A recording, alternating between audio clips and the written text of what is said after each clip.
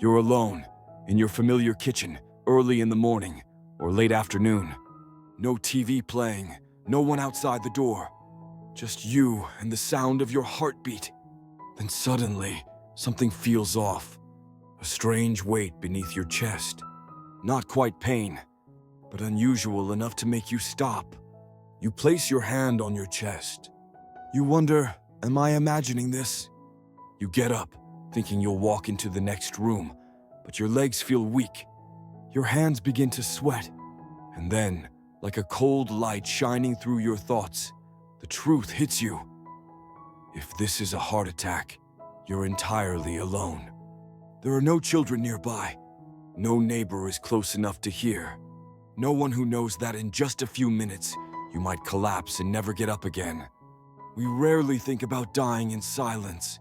No screaming, no crash. No one is crying beside us.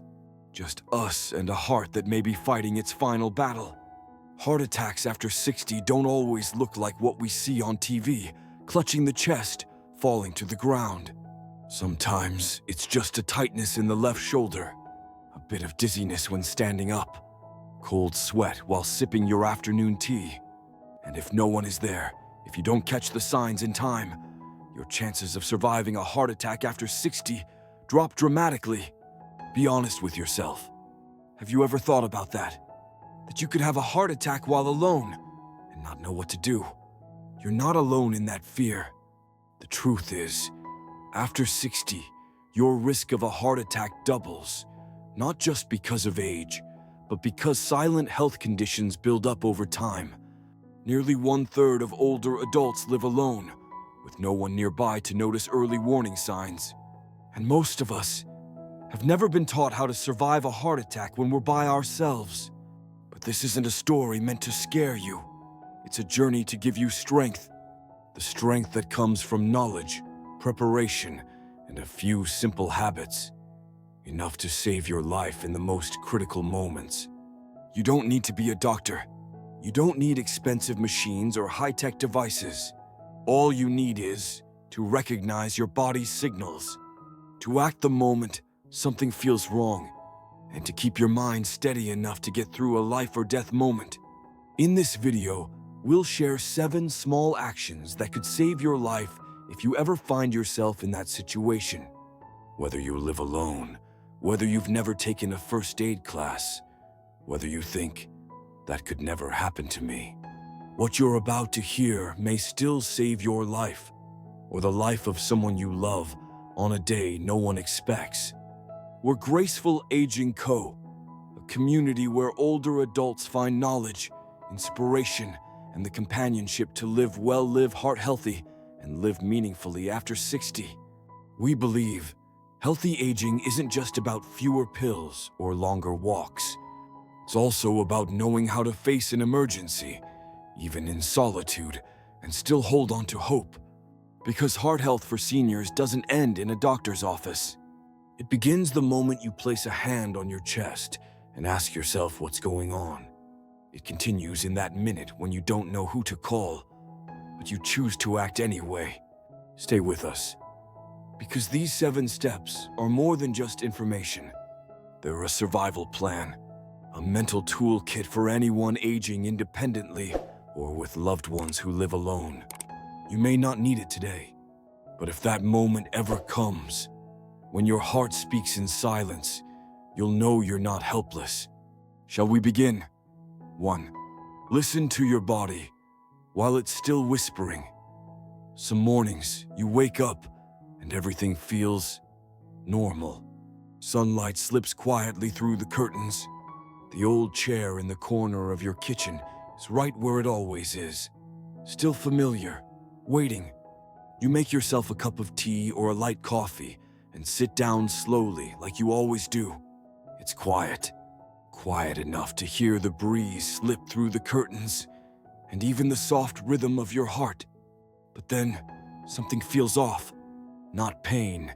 It's not exactly shortness of breath either. Just a feeling. Unfamiliar. Vague. Like something pressing gently beneath your collarbone. You try shifting your body. It doesn't help. You take a deep breath, but it doesn't quite feel full. You're not coughing, not dizzy, no sharp pain, just something strange. So you get up. You stroll over to the sink to pour out your drink, thinking, maybe I slept in the wrong position. But then your palms begin to sweat. Cold, not from the weather, but from somewhere inside you. Something quietly trying to get your attention. At our age, everything can seem like nothing serious. A bit of heartburn, some pressure in the shoulder, a grumbly stomach from a strange breakfast. So we tell ourselves, it's probably fine, and we sit back down, intending to continue our morning like always. But that day, Richard didn't. Richard is 74. He's been living alone since his wife passed away 5 years ago. He still reads the paper each morning, makes tea with his left hand, and keeps the radio playing softly in the background. He's had stomach issues before, so when he felt a burning in his upper chest and some pressure, he figured it was from eating late the night before. But something inside him wouldn't stay quiet. Maybe it was an article he'd read once about the subtle signs of a heart attack. Perhaps it was the memory of a friend who collapsed on the golf course, just seconds after saying, I feel a little dizzy. Or maybe it was instinct. Richard stared at the space in front of him. Then he slowly picked up his phone. Not to call his son, not a neighbor. He dialed 911. It's probably nothing serious, he told the dispatcher. But I feel a little strange, slight shortness of breath. My hands are sweating. I'm not sure, but it could be something. The ambulance arrived in under 8 minutes. By then, his blood pressure had started to drop. A small artery in his heart was being blocked, and if he had waited another 20 minutes, things could have turned out very differently. The doctor later told him, what saved your life wasn't the medication. It was the fact that you didn't ignore the very first whisper your body gave you. The heart doesn't always scream. Sometimes it whispers before it shouts. And once you're past 60, those whispers are rarely clear or dramatic. They don't always look like crushing chest pain or collapsing on the floor like a TV drama. They feel more like a flicker of warmth in your chest, a breath that doesn't quite reach the bottom, fatigue that makes no sense, a quiet pressure in the arm, the back of the neck, or deep in your back. The frightening part is that most of us ignore these signs because we don't want to bother anyone, because we think we're imagining it, because we're afraid of overreacting. And then, when the heart stops giving warnings, there's no time left. That's why listening to your body, when it's still whispering, can mean the difference between life and death. As long as you're alert enough to say, something's not quite right, you still have a chance to act. One of the most dangerous things about heart attacks after 60, they often don't look like what we've seen on screen. Not everyone clutches their chest. Not everyone drops to the floor. Most feel tired, a little off, and tell themselves, I'm probably just overthinking. But your heart doesn't overthink. It just sends signals. And the real question is, are you listening? Listening to your body doesn't mean being anxious or panicking over every little thing. It's a skill of quiet attention, the ability to pause, sit still, and ask, does this feel like a normal day? Is something different than usual?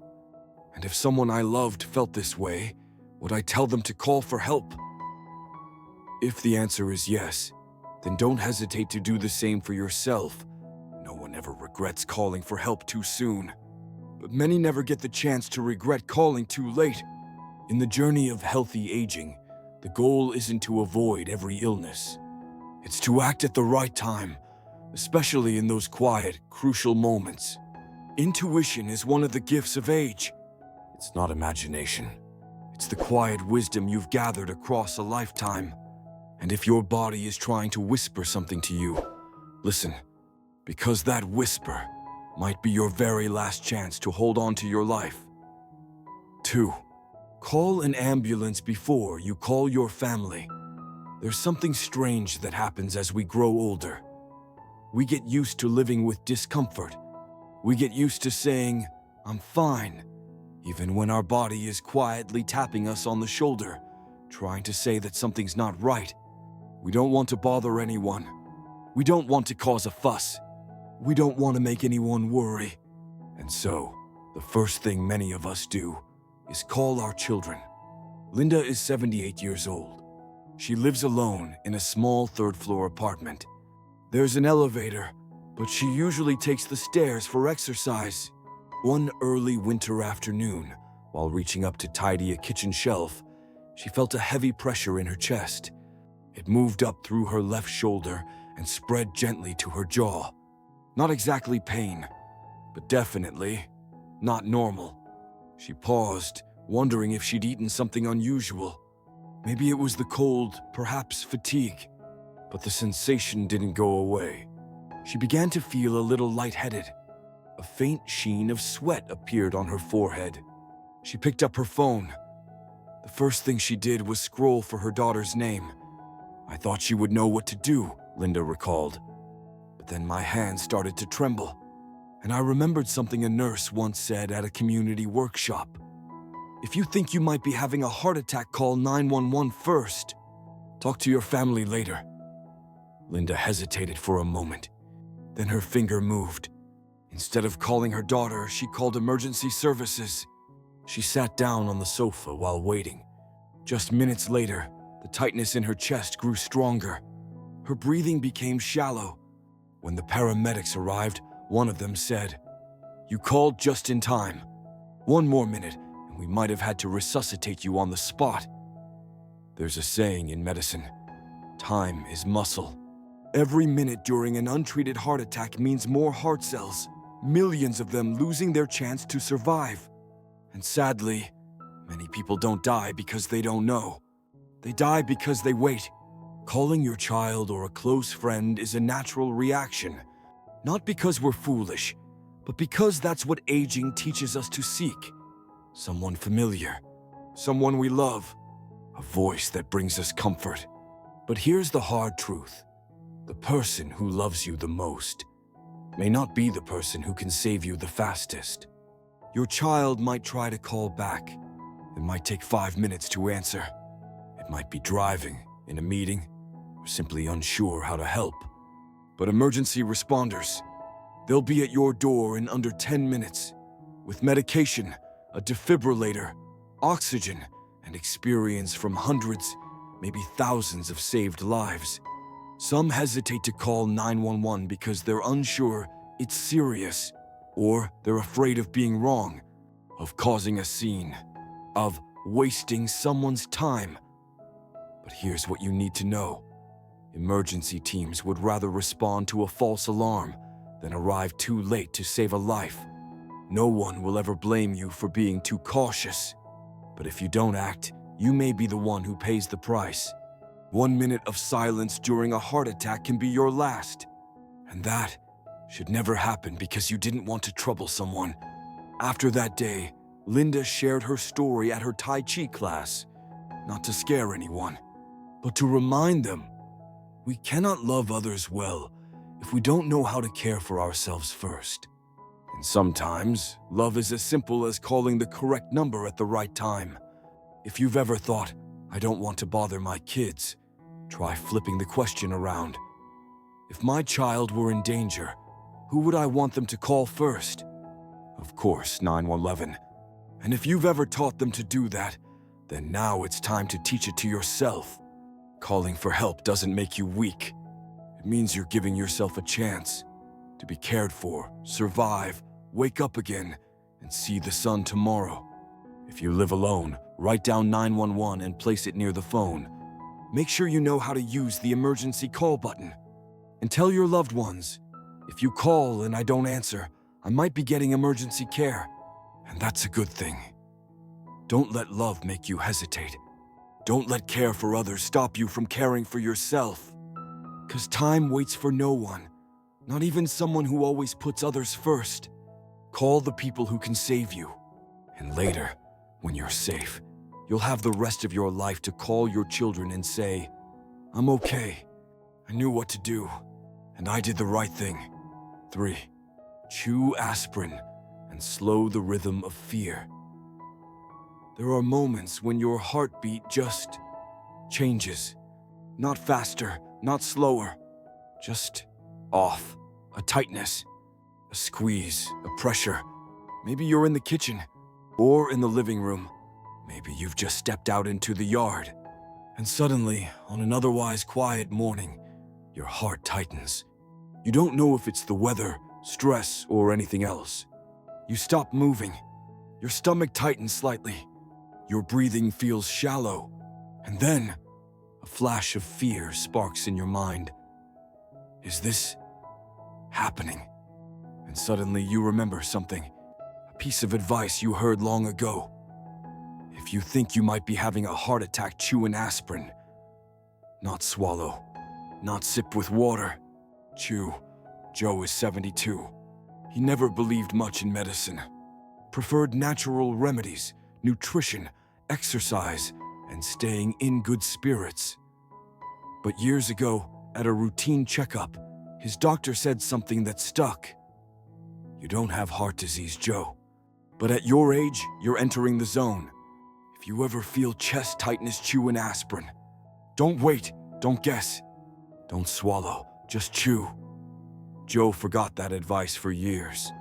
Until one morning, just like any other, he was watering the garden when he suddenly felt as if a hand had pressed against his chest, firmly, steadily.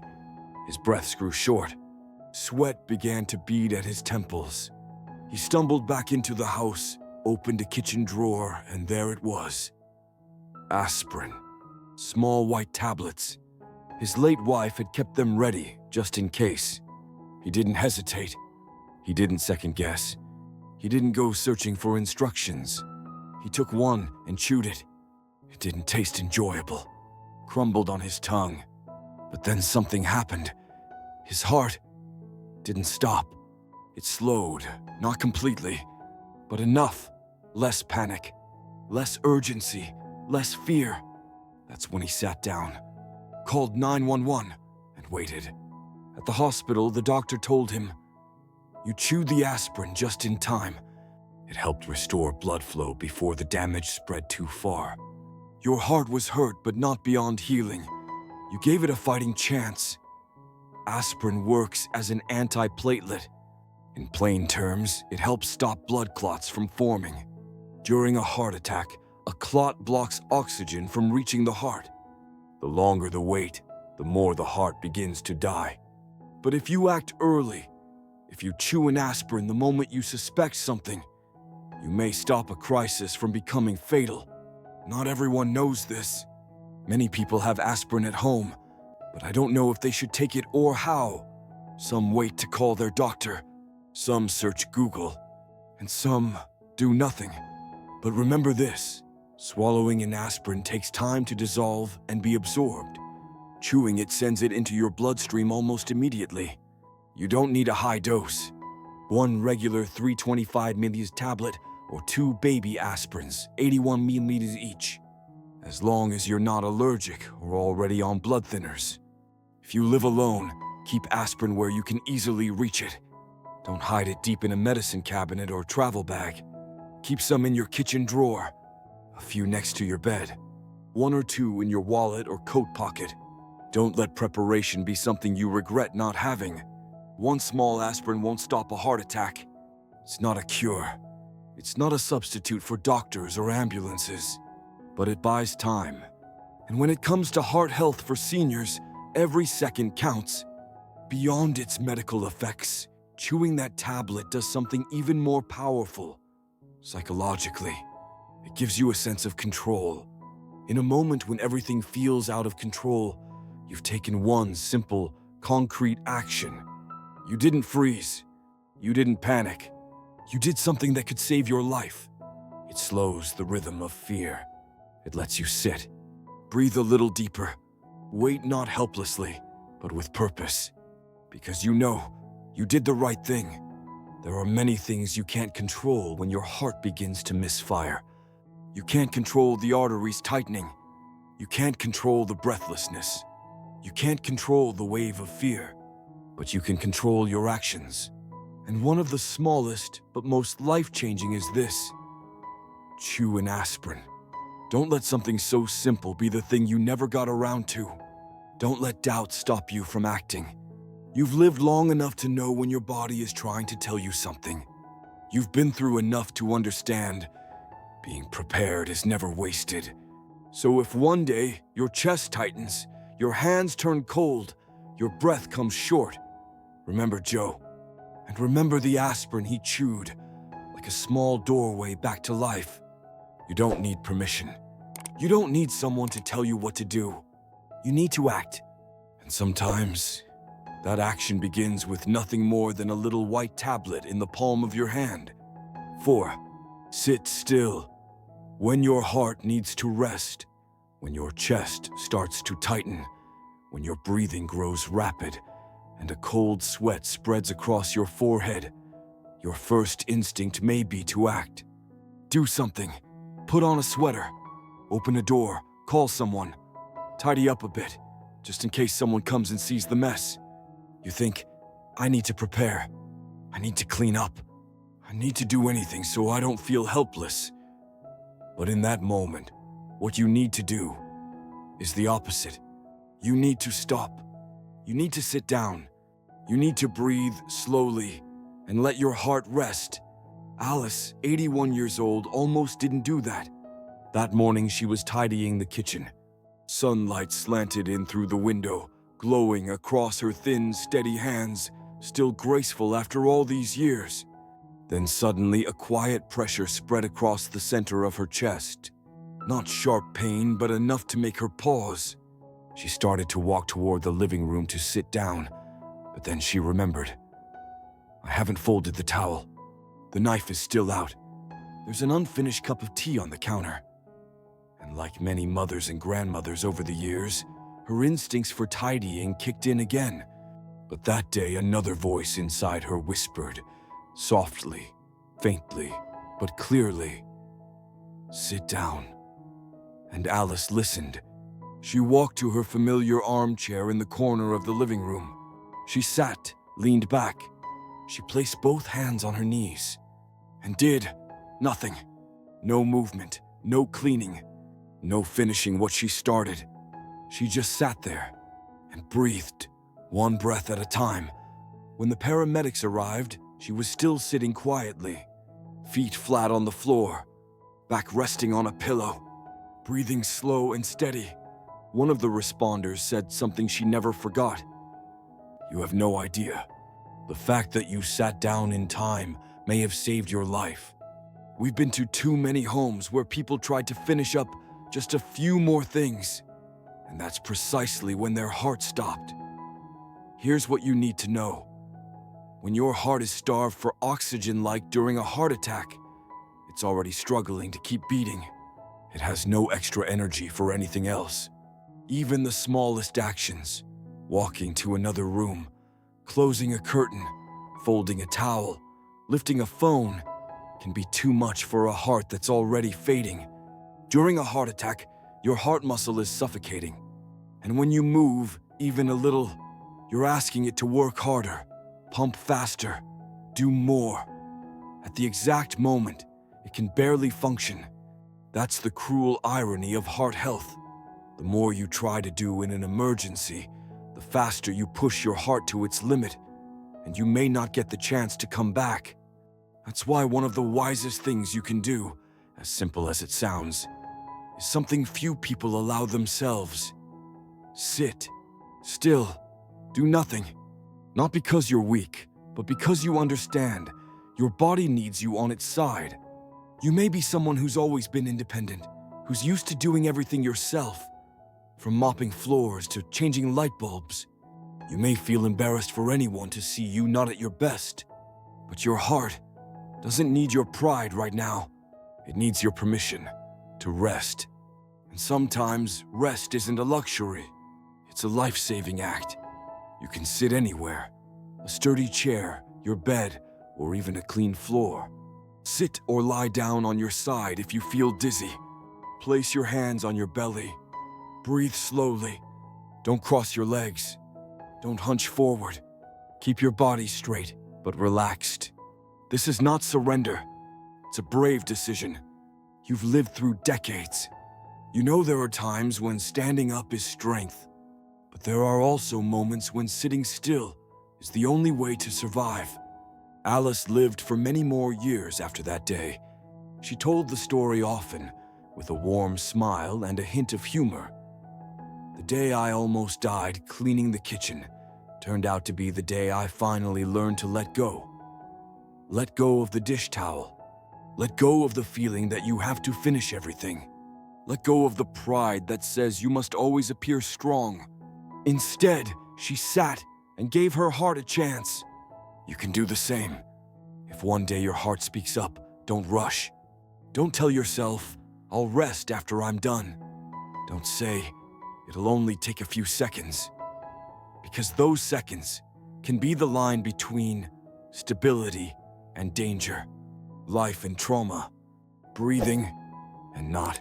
So, if your heart needs to rest, be the first to let it.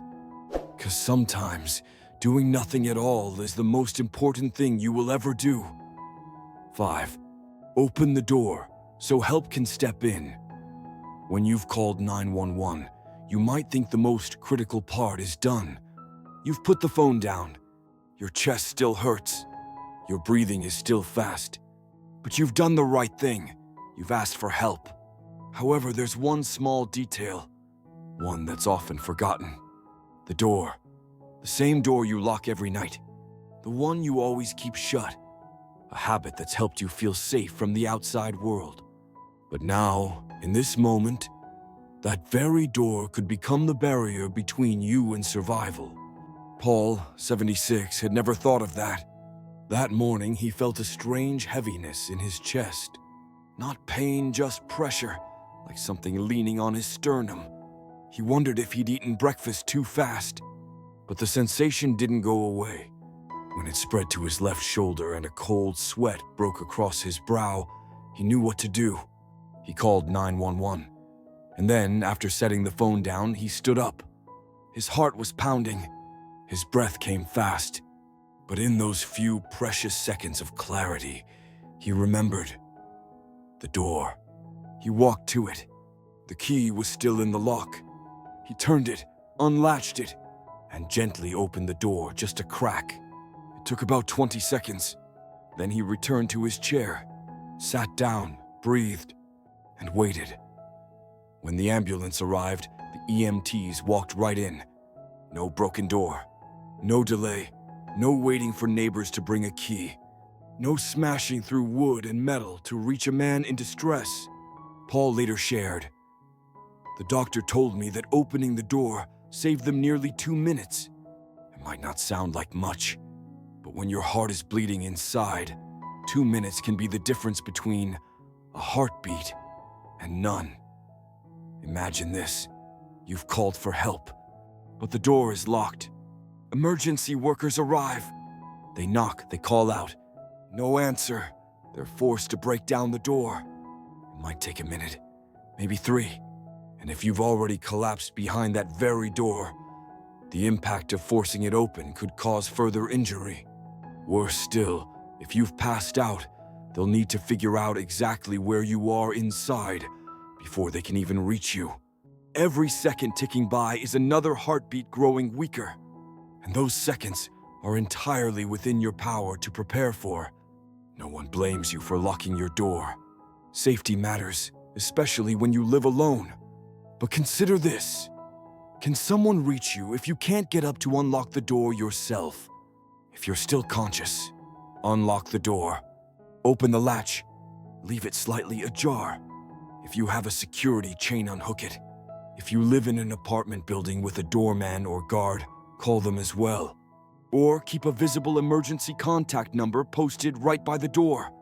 If you don't have the strength to get up, make sure your house key is easy to find. I suggest hanging on a hook by the door, or in a lockbox with a code, something only family or first responders know. Today, you can even use smart locks, connected to your phone or shared with trusted contacts, so someone else can unlock your door from anywhere. It's a small investment, but in an actual emergency, it might be the only thing that gives you a chance to survive. After his experience, Paul installed a smart lock that local EMS could unlock. He also posted a note just behind the front door. If I don't respond, call 911 and use this code VUNT-79. He said, I live alone, but I don't want to die in isolation just because of a deadbolt. That's what many of us forget. Saving yourself isn't just about making the call. It's not just about taking aspirin or sitting down and breathing slowly. Saving yourself is also about making a way, making a path for those who can help, so they're not blocked by the very door you once trusted to keep you safe. If you're hearing this right now, ask yourself, could I unlock my door in 30 seconds if this happened today? Have I done anything to make sure EMTs can get to me quickly? Don't wait until the emergency to search for your keys. Don't leave yourself trapped behind a locked door. No one knows. No one can get in. And time keeps ticking away. You can do something simple today. Post a note. Buy a lockbox. Share a code. Keep your key in plain sight. And if that moment ever comes, even if you're panicking, even if your heart is racing, remember this. It only takes 20 seconds to turn a key, lift a latch, and leave the door open, so life can walk in. You can't control the pain. You can't control how your heart behaves in a crisis, but you can choose not to lock yourself in. Don't let the last thing your hand touches be a door you meant to protect you, but that kept helping out. Open the way for someone to save you, even when you're most afraid, because sometimes that small act is the very reason you're still here tomorrow. 6. Let your phone speak for you. There may come a moment when you're able to dial the phone, but you're no longer sure you'll be able to speak. Your voice weakens. Your lips go dry. Your breathing becomes shallow. Every word feels like it's swimming upstream. You can still hear the person on the other end. The dispatcher is asking, "What's your name? Can you describe what you're feeling? Is anyone nearby?" But all you can do is whisper. Or worse, you can't say anything at all. Susan, 79, found herself in that exact moment. One winter morning, while making tea, she felt her chest tighten, as if an invisible hand had wrapped around her heart and squeezed. She sat down immediately and called 911. But after just a few sentences, she began to lose her breath. Her voice faded. She turned on speakerphone just as she'd once been told to do, and laid the phone flat on the table beside her. From then on, she couldn't speak another word. But the person on the other end didn't panic. They listened. They heard her breathing. They picked up on the sounds around her. And because of the medical ID on her phone, they already knew who she was. They knew her age. They knew what medication she was on. They knew she was allergic to penicillin. And thanks to her emergency contacts saved in the system, they immediately called her daughter to explain the situation. Just a few minutes later, the EMTs arrived. And because they already understood Susan's condition, they didn't give medication that would trigger an allergic reaction. They didn't have to guess. They didn't waste time looking for basic information. They got to work immediately. Susan survived, not just because she called in time, but because she let technology speak for her when her voice could no longer carry the words. Today, phones aren't just for calls and texts.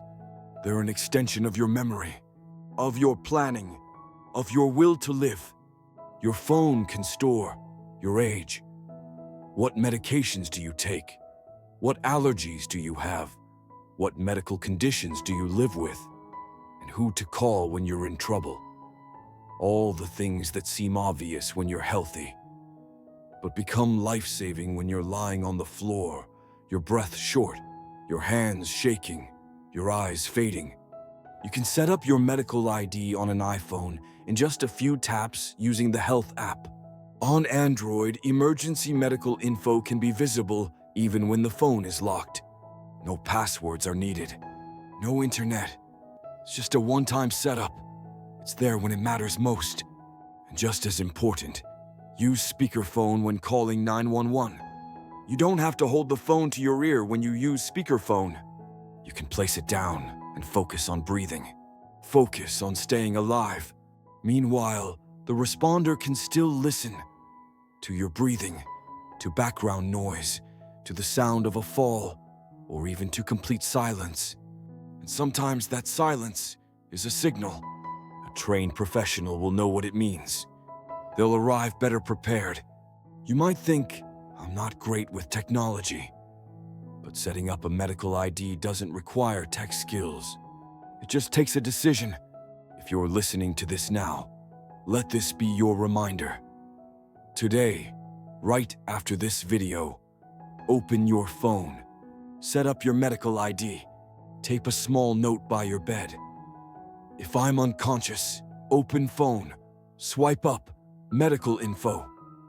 Tell your loved ones, my emergency info is saved. If something happens, tap the lock screen. Your phone might be the only thing still working when you can no longer speak. It's your living record, your medical notebook, your emergency contact list. It's the speaker for your final whisper when no one else can hear you. Susan checks her medical ID every month, not because she's afraid of dying, but because, as she says with a smile, I want to live. And if I ever can't speak, I still want someone to know who I am, what I need, and how to help me. That is your right. The right to be known, to be adequately treated, to be heard even when you can't speak. And technology, if you know how to use it, can be your second voice. A voice that still speaks, even when your own is fading. Please don't wait until the moment has passed to wish you'd set it up. Don't let your final call be silent, just because you skipped one small step. Because when you can no longer speak, let your phone talk for you. And sometimes that voice is the reason you survive. 7. Breathe. As if you're teaching your heart to stay calm. When your heart starts to race, when your head feels light, when the floor beneath you seems to tilt ever so slightly, something deeply instinctual kicks in. Panic. Panic isn't a weakness. It's the oldest survival response your body knows. But the irony is, during a heart attack, that very response can make everything worse. You start to breathe faster, but not deeper. Your breaths are quick, shallow. Each one makes you feel like you're losing control. And that's when you need to do the opposite. Not run. Do not yell for more help. Not fight the fear. You need to breathe. Frank, 83, had a morning just like that. He woke early, like always, to water his orchids out on the porch. As he bent down, he felt his heart skip a beat. Then another, too fast. His head spun slightly. His hands shook. His vision blurred for a few seconds. He stood still, gripping the doorway. And in that moment, his entire mind filled with just one word. Fear. He was afraid of falling. Afraid no one would find him in time. Afraid he'd pass out and never wake up again. But in the middle of that fear, he remembered something. Something simple. Something his doctor had taught him years before. If your heart is racing and your breath is short, breathe in for 4 seconds. Breathe out for 6. Slow, steady. Repeat. So Frank stood right there. He didn't try to rush back inside. He didn't scramble for his phone. He began to breathe. 1, 2, 3, 4. Inhale through the nose. Hold. Then 1, 2, 3, 4, 5, 6. Exhale through the mouth. Once, twice, 3 times. His heart was still fast, but not erratic. His fear was still there, but no longer overwhelming. He sat down in the nearest chair, called 911, his voice trembling but steady. He had bought himself the most precious thing, time. Not with medicine, but with his breath. We often forget. Breathing is the one thing we've done from our first moment in this world, and it's what we'll do until the very last. And when you don't know what else to do, Your breath is the first thing you can control, even when everything else feels out of reach. Breathing slowly, deeply, steadily doesn't just soothe anxiety. It tells your nervous system to calm down. You switch off the fight or flight alarm. You activate your parasympathetic system, the one that lowers your heart rate, stabilizes your blood pressure, and reduces the risk of sudden arrhythmias, a common cause of fainting or cardiac arrest during a heart attack. You don't need any fancy technique. You don't need to count perfectly. Just remember a straightforward rhythm. Inhale shorter, exhale longer. Breathe in through your nose, 4 seconds, hold gently. Breathe out through your mouth, 6 seconds. Focus on each breath. Repeat within a few rounds. Your body begins to shift from panic to presence. You can't stop the pain from coming. You can't control your blood flow, but you can train your heartbeat through your breath, not with force, not with fear, but like a gentle song that you conduct yourself. Frank later said, "The moment I took control of my breathing, it felt like I grabbed my hand and pulled myself back from the edge. I wasn't safe yet, but I wasn't falling anymore." Your breath is your lifeline to the present. When everything feels like it's spinning out of control, you don't need to do much. Just sit down, close your eyes, and breathe, one breath, 1 second at a time. And soon you'll realize you're still here, still inside your body, still capable of holding on with the simplest thing you've always had. When you don't know what else to do, when your hands are weak, when the call has been made, when no one's arrived yet, when the medication hasn't kicked in, your breath is the bridge that keeps you alive. No one teaches us this when we're young, but as we age, as our hearts begin to stumble, as fear sneaks into quiet mornings, remember, your breath isn't just air, it's a whisper of life. Let it guide you through the fear, through the pain, through the panic, so that when help walks through the door, you're still here, still breathing in, still breathing out, still teaching your heart one breath at a time how to stay calm. Because when you don't know what else to do, start by breathing the right way. Survival doesn't come from luck, it comes from quiet preparation. Surviving a heart attack isn't about chance. It's not about being lucky. It's not because someone happened to be nearby or because the ambulance arrived quickly that day. It comes from something more profound, preparation, and the ability to stay calm even when the world around you feels like it's falling apart. You've just walked with us through 7 steps, 7 small actions that may determine the difference between staying alive or not making it in time.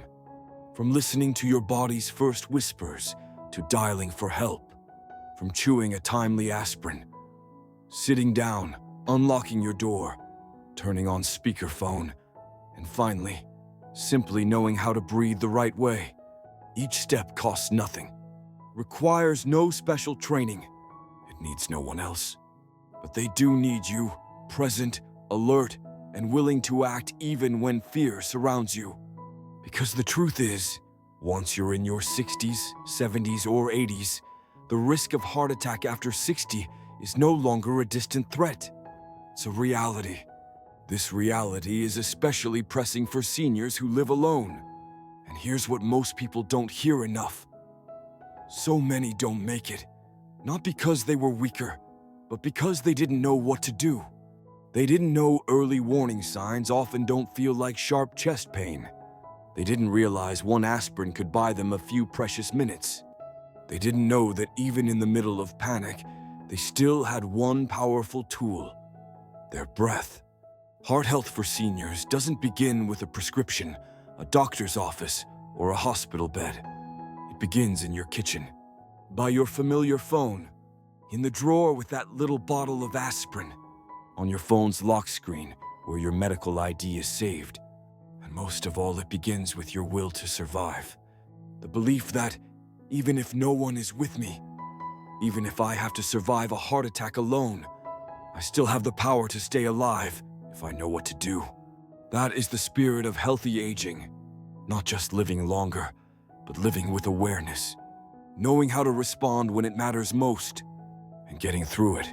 Not by chance, but through knowledge and courage. So, what did you learn today? Was it how you use a speakerphone when your voice begins to fade? Was it to unlock your door before it's too late? Or was it that sitting still can be a life-saving decision? Comment below and share which steps you haven't heard of before. Your words could help someone else realize they're not alone in being unprepared. Because most people were never taught this. Today, your voice could help spread something that might save a life. And if you have a parent, a neighbor, or a loved one who's aging alone, send them this video. Don't hesitate. You might save them without ever needing to be in the same room. Because life sometimes depends on the simplest act of sharing. At Graceful Aging Code, we're committed to bringing seniors not just long life, but strong, smart, and empowered living. If you found value in this video, subscribe to our channel and stay with us. Not for numbers, but because each video you watch, share, or save could become the reason someone survives at the moment they need it most. Remember, know the signs. Act fast, stay calm, and make room for help finding you. These aren't just lessons from today. They're a promise, a vow you make to yourself. If it ever happens to me, I will know how to survive. Thank you for staying with us until the end. May each day find you stronger, not because danger disappears, but because you are prepared.